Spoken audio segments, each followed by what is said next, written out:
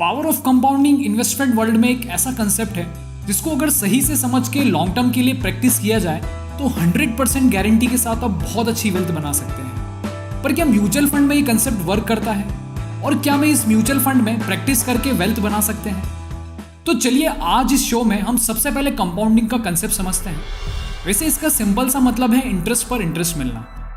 यानी अगर हमने 100 रुपीज इन्वेस्ट किए हैं तो पहले साल 10% के हिसाब से 110 रुपए मिलेंगे, फिर दूसरे साल 100 रुपीज के साथ 10 रुपीज के इंटरेस्ट पर भी इंटरेस्ट मिलेगा, यानी दूसरे साल इंटरेस्ट 11 रुपए हो जाएगा। इसका मतलब ये हुआ कि कंपाउंडिंग में एक फिक्स इंटरेस्ट रेट का होना जरूरी होता है, तभी हमें उस रेट से इंटरेस्ट पर इंटरेस्ट मिलता रहता है और कंपाउंडिंग होगी।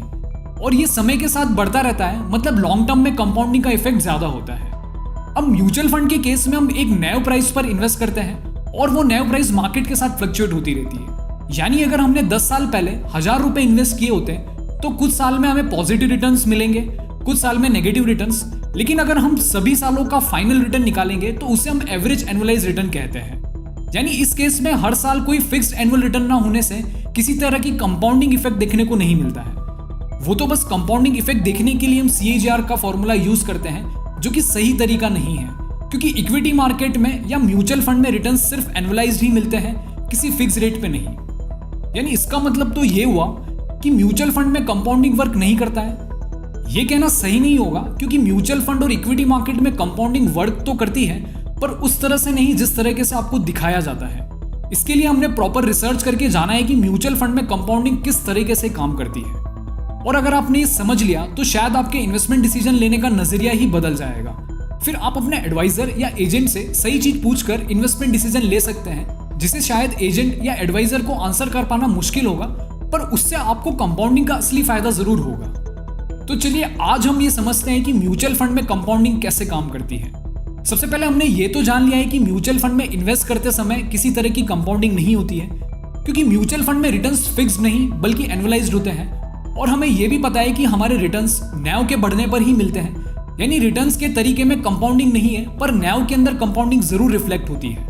अब हम ये जानते हैं कि न्याव की प्राइसेस स्टॉक्स के बढ़ने और घटने पर डिपेंड करती है। इस हिसाब से फंड मैनेजर कंपाउंडिंग का कंसेप्ट स्टॉक्स को बेचने और खरीदने पर यूटिलाइज कर सकते हैं, जहां स्टॉक्स को प्रॉफिट में बेचकर उस प्रॉफिट और प्रिंसिपल अमाउंट को फिर से इन्वेस्ट करके प्रॉफिट पर प्रॉफिट कमाकर कंपाउंडिंग इफेक्ट ला सकते हैं। पर म्यूचुअल फंड लॉन्ग टर्म के लिए होते हैं, जहां फंड मैनेजर स्टॉक्स को लंबे समय तक होल्ड करते हैं और ऐसे में कंपाउंडिंग कर पाना मुश्किल हो जाता है। तो आखिर न्याव में कंपाउंडिंग कैसे रिफ्लेक्ट होती है? न्याव में कंपाउंडिंग स्टॉक प्राइसेस से ही रिफ्लेक्ट होती है, पर इसकी सही वजह होती है कंपनीज की ग्रोथ और अर्निंग्स।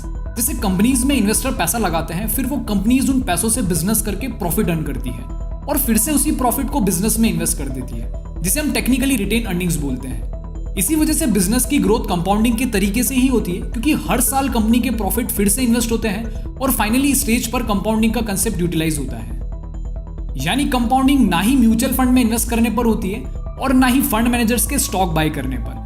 कंपाउंडिंग ग्रोथ कंपनीज के बिजनेस में होती है, जो कि शेयर प्राइस में रिफ्लेक्ट करती है, और इनडायरेक्टली म्यूचुअल फंड न्याव में भी कंपाउंडिंग का इफेक्ट मिलता रहता है।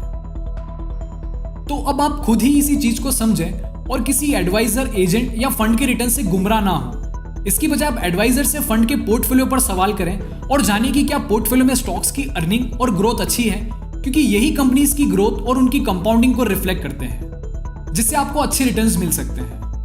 अगर कंपनी के मार्जिन्स अच्छे हैं और लॉन्ग टर्म के लिए उन स्टॉक्स में इन्वेस्ट किया है तो कंपाउंडिंग का सबसे ज्यादा फायदा मिलेगा। तो अगर आप हाई वेल्थ बनाना चाहते हैं तो ऐसे ही हाई ग्रोथ वाले म्यूचुअल फंड में लॉन्ग टर्म के लिए इन्वेस्ट कर सकते हैं। हमें उम्मीद है कि आपको ये कंसेप्ट अच्छे से समझ आया होगा। YouTube पर आपने म्यूचुअल फंड्स में कंपाउंडिंग पर बहुत सी वीडियो देखे होंगे, जिनमें इस कंसेप्ट को बहुत ही गलत तरीके से समझाया जाता है, पर अब आप इस कंसेप्ट को सही तरीके से अपने इन्वेस्टमेंट डिसीजन में यूज करें। अगर आप ऐसे ही और कंसेप्ट्स पर क्लैरिटी चाहते हैं तो आप हमें कमेंट्स में लिख सकते हैं। धन्यवाद।